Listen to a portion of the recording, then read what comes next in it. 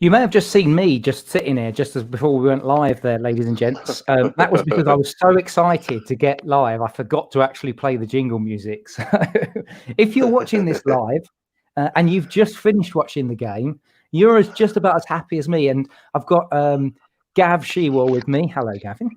Hello, mate. How you doing? I am good. And I've got Charlie East joining me in the virtual pub. We've just taken a virtual walk out of the virtual Hawthorns and we've found the nearest virtual pub we could find. And the three of us are just having a little chat with you wonderful people on Facebook. And you can go onto the comments section and use the Facebook. If you're on YouTube, you can watch us as well. And hopefully you can give us lots of wonderful comments. We'll try and bring you in on them. First and foremost, let's get the formal proceedings out of the way. Charlie, what are you drinking, sir? I've got a nice bottle of Peroni, mate. Very nice indeed. Gone a bit Italian. And Gav, in the last game, you went a bit of Italian, but you went weird, like Sardinian Italian or something. So what's your tipple for the evening? Yeah, I'm actually, I've still got some of them bottles left. The Ignusa. The same, Ignusa. ICHNUSA. It's a Sardinian beer and it's absolutely lovely. Yeah? Well, and it's tasting good tonight. I've gone with, I'm just going full mixing because I'm celebrating tonight because I've gone with a little bit of the old Sailor Jerry and Diet Cola, a little bit of a nod out to a couple of mates on Twitter there. Den's certainly one of them, and I've got a couple of buds in the beer fridge. I'll go to the bar and collect in a minute. But fully stocked, mate. Yeah, fully stocked, mate. Fully stocked. Before I actually bring you lads in to talk about the game itself, I would just like to point out one thing. This shirt that you are looking at was purchased on Christmas Day. 10 minutes before the Chelsea game, I thought maybe it could be a good luck charm. And so I put it on. Literally, I changed and put it on 10 minutes beforehand. 10 minutes before the Brighton game, it came on.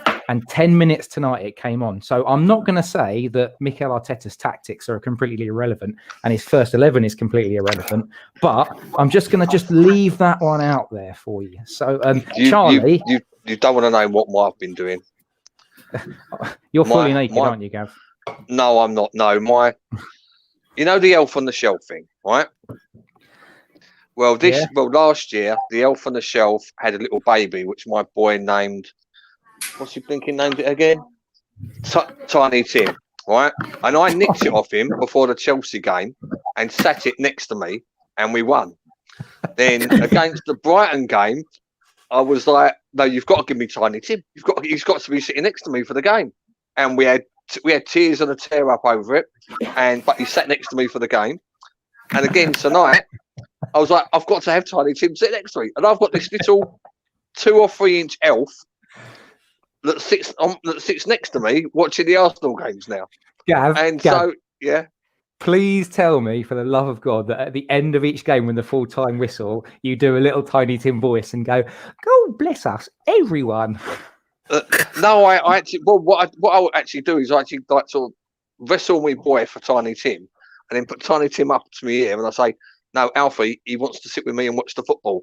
He wants to watch Arsenal," and that's how it goes. So you can have him back now, Alfie. So Alfie can have Tiny Tim back now until next Saturday. And yeah, until we play next year. Well, that's the thing. Last night he thought we'd lost it. So this morning he said, "I've lost Tiny Tim," and I'm thinking, well, we got a game tonight. Daft on it.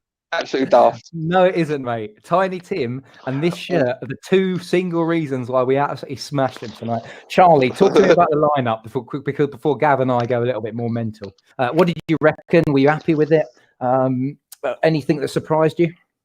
No, I was very happy with it, to be fair. When I see it, I did call earlier on that I thought the only change I thought we would see, I thought he'd rest Martinelli tonight. I thought Lacazette coming on the other day and scoring, I thought he would be given a start. I didn't see Ceballos starting, but I was quite happy with it in the end, really. He played really well. I was very positive. Once I see the starting lineup, I liked it. I'm quite confident, and I think they just started the game. There's so much energy and so much about them, the boys, and it sort of paid off just that good start on the front foot. Yeah. I mean, I looked at that lineup, and I'll be honest with you, I wasn't... Yeah, it's become a thing, hasn't it? It's become a real sort of litmus test as to how cheesed off the Arsenal fan base is going to get based on who starts and who doesn't. And I looked at it and just thought, do you know what? It's the right thing to do. It's the right thing to do to get Smith Rowe in there because he's the only player of our type that we've got. And I thought Arteta made a brave call in playing him because of his injury challenges and because he's not really played any football so far, has he, Gav? But I tell you what, I was right up until the first goal that went in through Tierney, and we'll talk about that first 20 minutes first, Gav, and then I'll let you have the first free pass at that goal from Tierney. Absolute cracker. But talk to me about the lead up to it, how good we were, and then give me a minute or so of waxing lyrical about our Scotsman in his shorts and his t-shirt. Yeah, no, it was just one of those. I mean, we just come out the blocks well, and if anything, you thought that the goal was going to come from the other side of the pitch because Saka was absolutely roasting their left back. He was completely a new one, and then just Tierney's just done what he's done, hasn't he? He's done him for pace. Then he's checked. Then he's done him inside, and then he smacked it with his right foot. It was beautiful. It was an absolute beautiful solo goal. You couldn't, and I'm watching it back now, and his face, you could see how happy he is after his other team got stuffed today, obviously. But no, it was just a lovely, lovely goal. But it was coming. That's the thing. You just knew, look, the goal was coming. I just thought, correct me if I'm, if you saw it any other way, but I thought the goal was going to come from the other side. Yeah, Saka started off brilliantly, didn't he?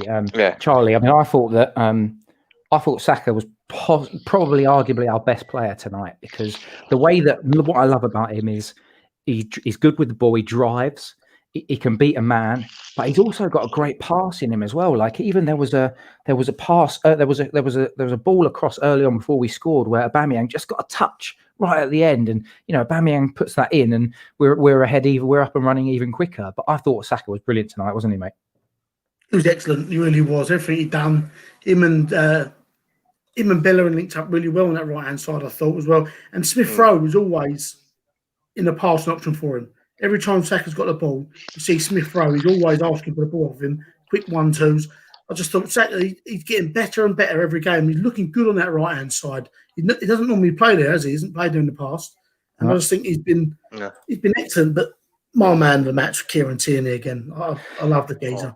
Yeah, we've had that from Ricky from the Facebook has said, man of the match Tierney, and not just for the fact that he's rocked up in his shorts and t-shirts. When you compare that to Ainsley Maitland-Niles, who came on in what looked like full jogging bottoms, which was very, very odd. I got to say that. But Tierney was brilliant. Like, it just looked like from about 5 minutes in, it just looked like he had the confidence and belief that he could beat a man. Like, so when I used to play, I don't really play that much anymore. When I used to play five-a-side football, you knock the ball about and you played with people for the first time that you don't know, you sort of are trying to suss players out.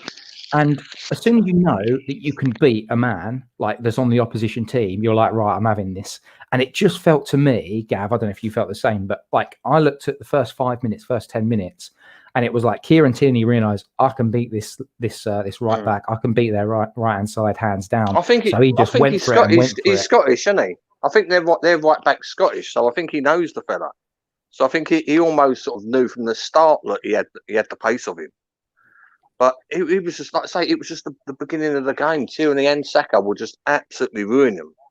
We just absolutely ruining them down the sides. And I think, like I said, I put a message in with the lads that I speak to during the game, and it was just like, it was almost frustrating the amount of balls we was whipping over, and no one was getting on the end of them.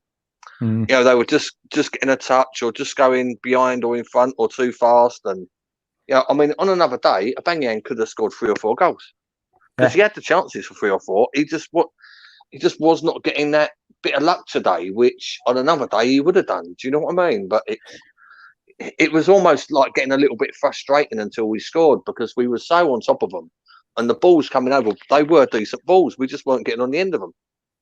Yeah, not like I'm moaning. No, we can't moan after a 4-0. Okay, we can't moan too much. But again, so for me, players that stood out really, unless we'll talk about the goals, we'll go through them chronologically. Lacazette as well deserves a mention. Lacazette, we'll get to Lacazette. Yeah. Emil Smith Rowe. I even tweeted this about half an hour ago, or about 20 minutes. It might have been about 80 minutes into the game.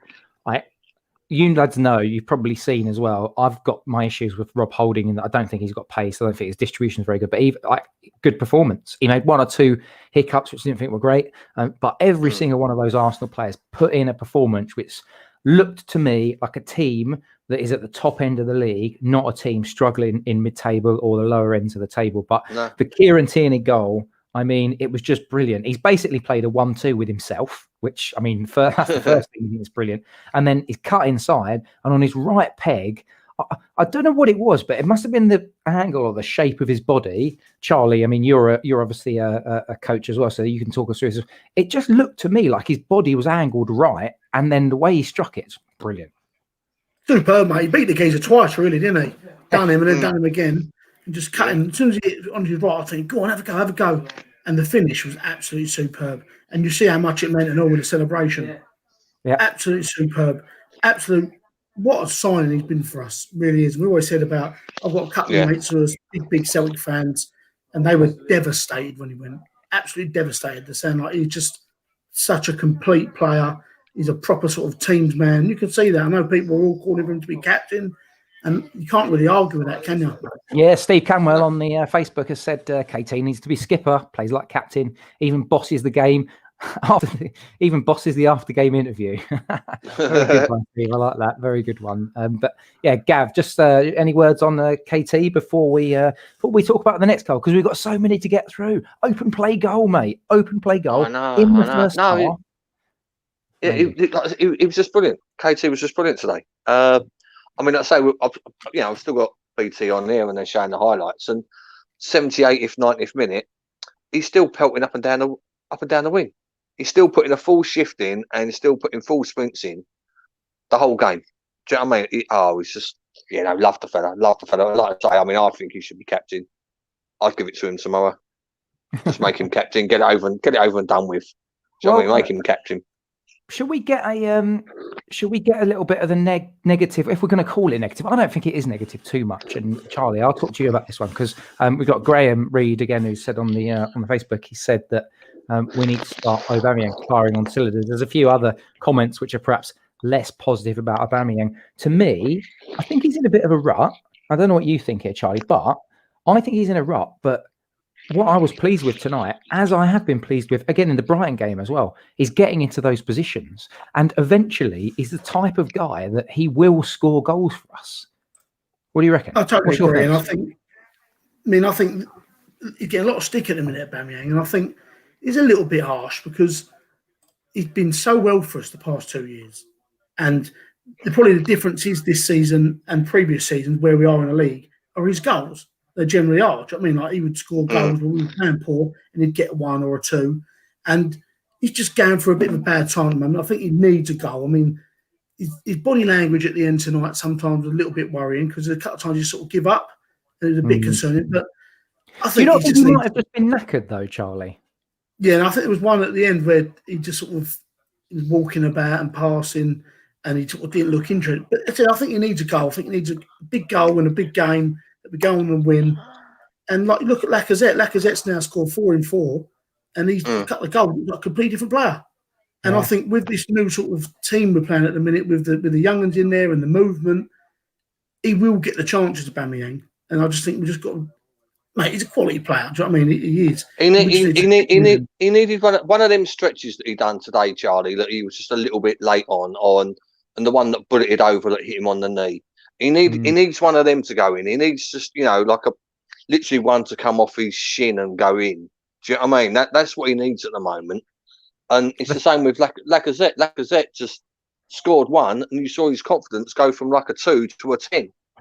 He's one of those players, though, isn't he, Gav? I mean, Lacazette is literally the most streaky. He's a bit like Adebayor in that. I know that's a dirty name to say, but he's a bit like Adebayor in that sense. Like Adebayor could look like an absolute donkey for about 10 games, and then he'd go on a 12-game run for us, and he'd end the season with like 20, 25 goals. It feels like Lacazette is exactly that type of player, and what we've got right now is the Alexander Lacazette who bags goals and bags them on a regular basis. I am absolutely happy to see that type of player. And I think this is a really, really interesting thing. And Vince Blog, obviously, Paul of this parish has said, like, you could, if we add Martinelli, we're adding Partey into this mixture. You know, it's all getting a little bit more excited. I saw an Arsenal team tonight that were playing with confidence, that were really going for the jugular of a team. Like, we've been on the receiving end of this because we've been the team that has looked so devoid of confidence. That game against Southampton, you know, I saw us picking the ball up on the right back slot, in our left back slot, and just lumping balls into the channel just to get it away from our own goal. Tonight, none of that. It was precision, it was movement, there was pace, and it all came through those young players. Like, let's talk about that second goal, Charlie. I'm going to let you drool a little bit over that second goal. But for me, the really, really good thing to see was the ball into Smith Rowe, and then his one touch, just like flick around the corner to Saka, who then plays it into Aubameyang, Lacazette, who's then played it out to Smith Rowe, and it's a fantastic go. It is I don't want to sort of give Gav hives or anything, but it was a bit of a Wenger ball goal, wasn't it, Charlie? Like the old Arsenal, wasn't it? And quick goal. Yeah. Remind you a bit of that goal against Norwich, the way we used to just pop it about, one touch passing, and which we've not done for a very, very long time. Do you know what I mean? We haven't. And I think that Smith Rowe and Saka, their movement and their energy, it creates them holes. And we've not had that in the past. Like, no disrespect to Willian and people like that. He doesn't do that. He cuts in and he passes it backwards. And it was beautiful to watch. When it come in, like, you just wanted it to go in the back of the net. You thought, this is going to be a special goal. And it's got to be winning. It's the best goal I've seen this year so far.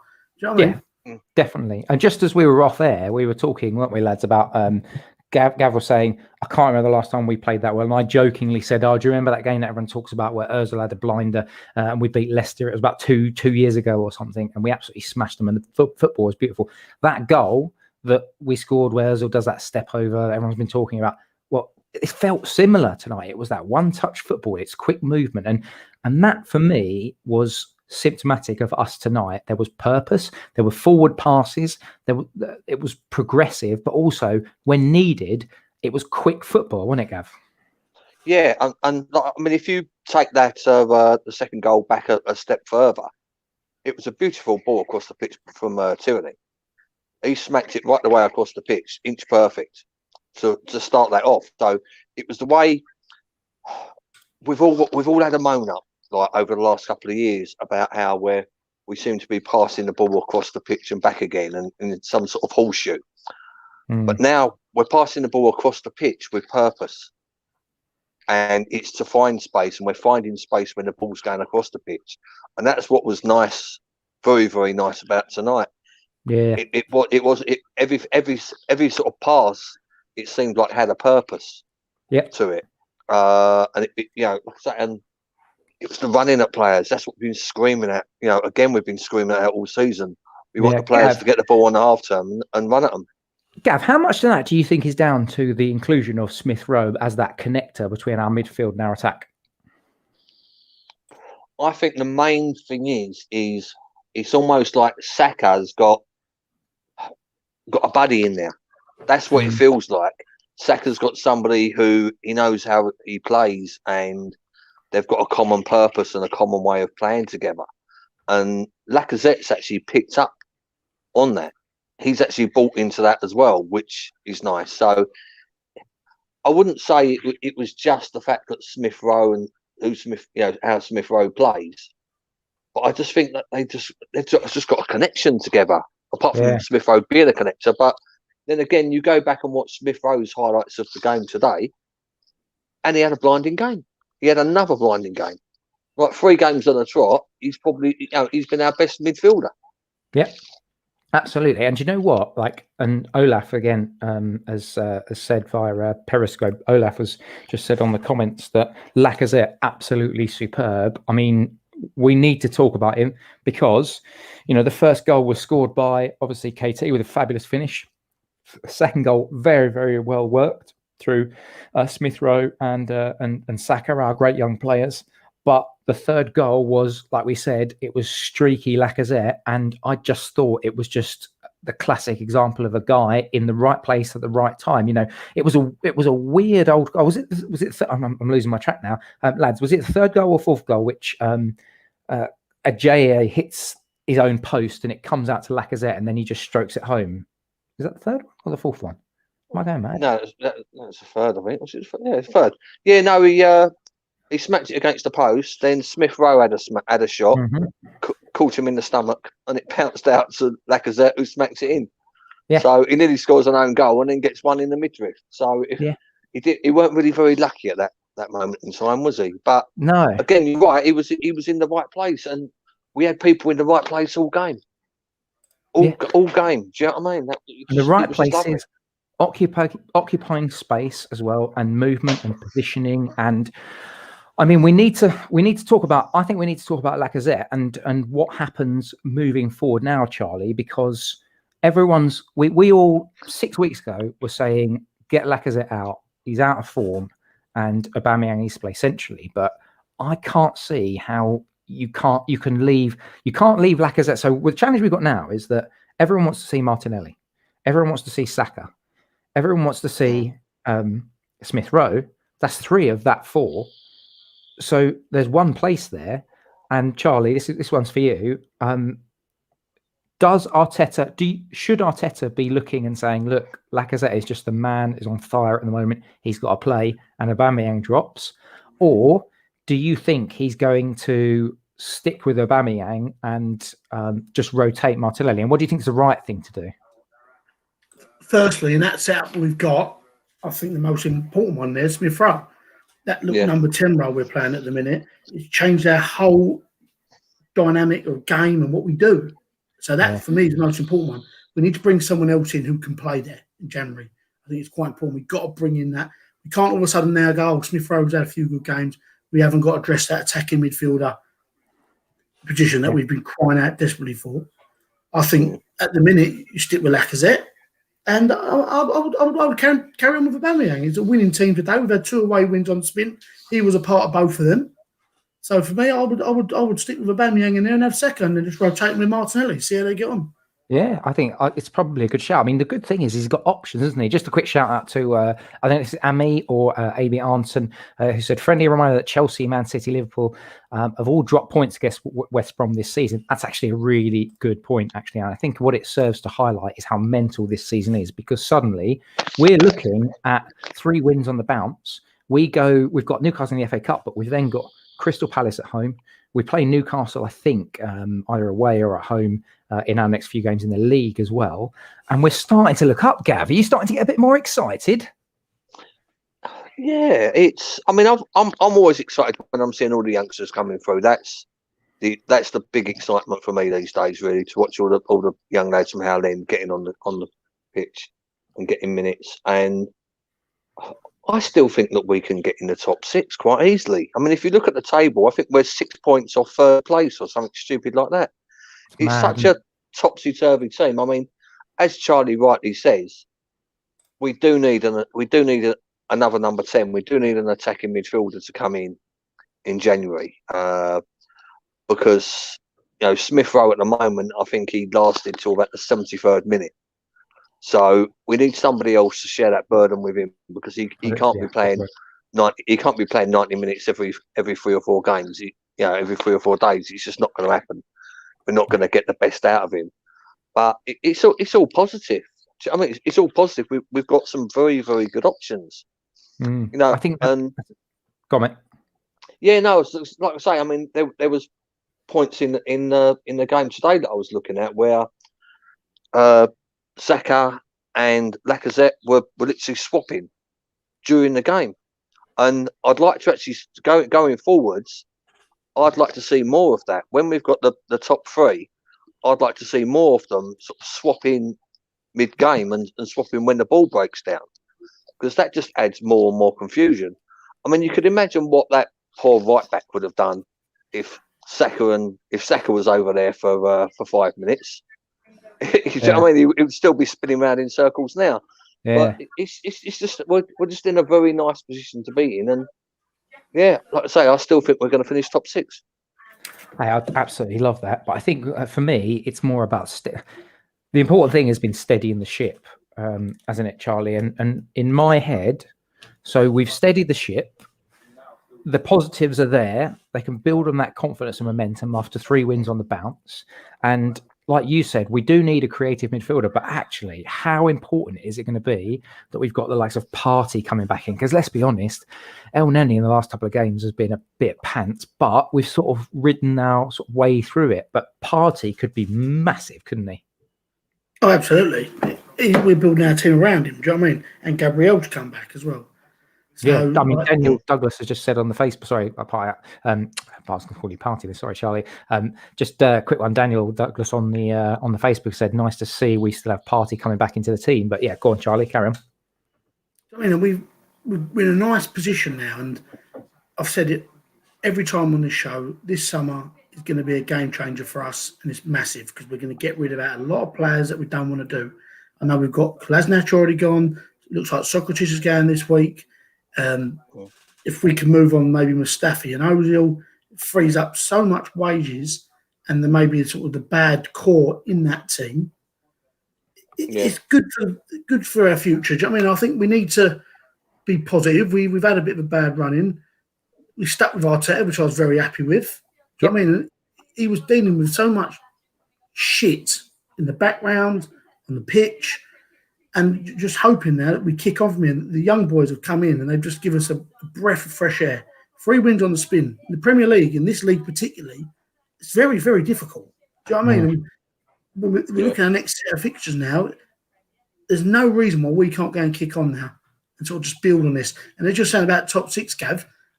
You could aim for higher than that, mate. You look at the team, everyone's going to slip up. Everyone's got each other over the next few weeks. But we haven't.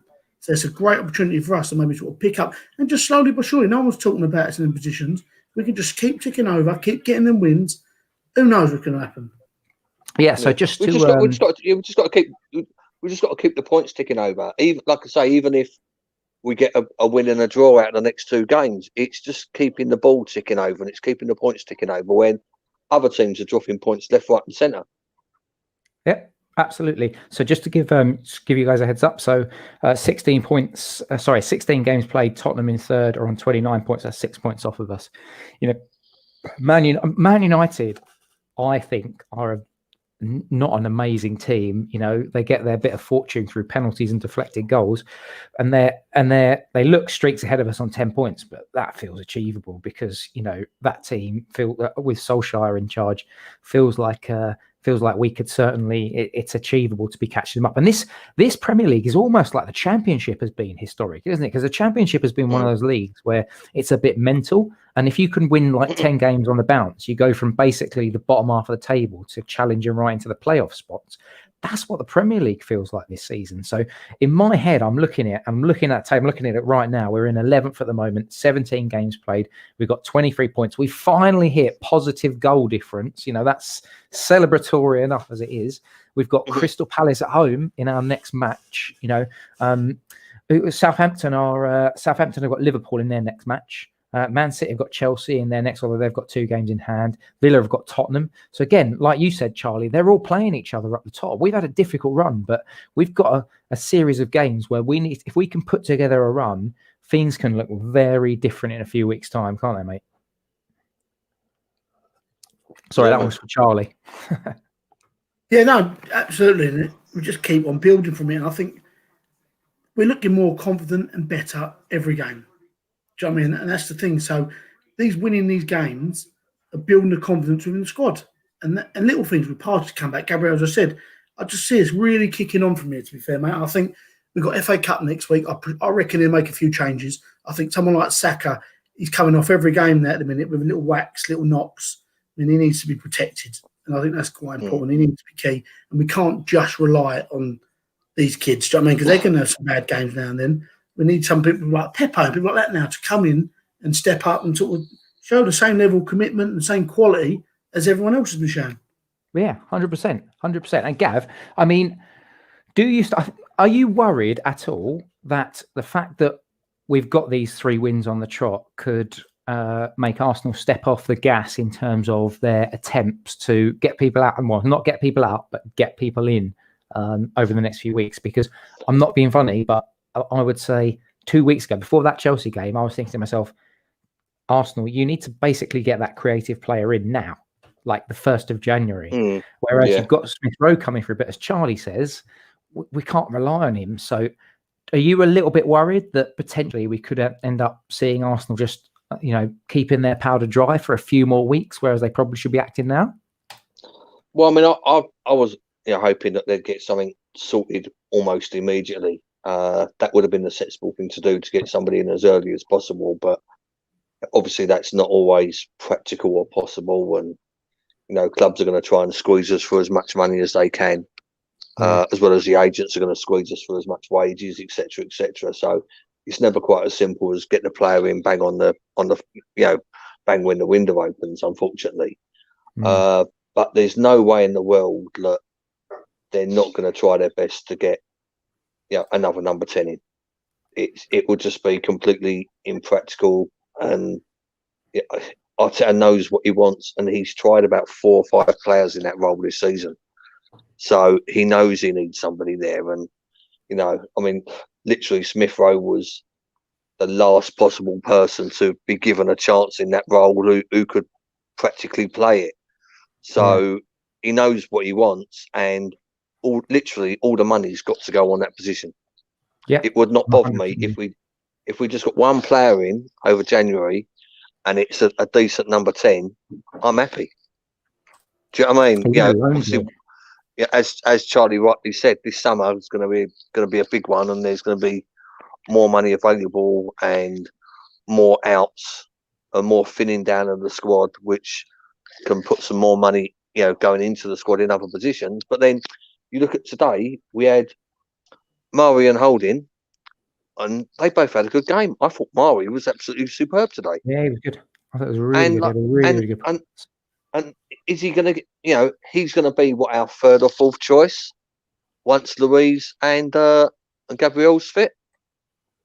Yeah. So we've got 4 decent centre backs. We've got a decent left back and a decent right back. We just need something, get Party back in the middle. We've got a decent midfield. Yeah. But it's just that number 10 slot, isn't it? I'm 100% with you, mate. I'm 100% with you. And for me, that's the good thing. I look at some of those players over the last few weeks who have just about got the scraping by, the likes of El Neni, likes of, I will say it, like Holding, and but the horizon is looking quite good at the moment. It's looking quite excited. And I, for one, I don't know what time match of the day is. So if you're listening to this via the podcast through the SoundCloud, then you may be listening to it the day after the victory itself. But surely there's a bit of match of the day that needs to be watched tonight, don't you think, Charlie? So that we can. Mate, we're good to watch. We're good to watch. We're good to watch. And on that note, I'm going to say thank you very, very much to my 2 co-hosts for the evenings. Thank you very, very much for you people to listening in. We hope you've enjoyed this very short, it's always a relatively short, quick, cheeky one in the pub, just as we virtually exit the virtual stadium. Great to have you on, as always, Gav. So thank you very much. No, thank you very much, boys. And Charlie, as always, top man. Cheers, guys. Happy New Year. Christmas turned out right for us, didn't it? Yeah. Happy New Year, everybody. We had a good Christmas. We've had a fabulous start to 2021. Let's just hope it can continue in that vein. And we will see you next time on the Gunners Town pod. So virtual pub. Catch you later, peeps. Bye-bye. Up the Arsenal. Up the Arsenal.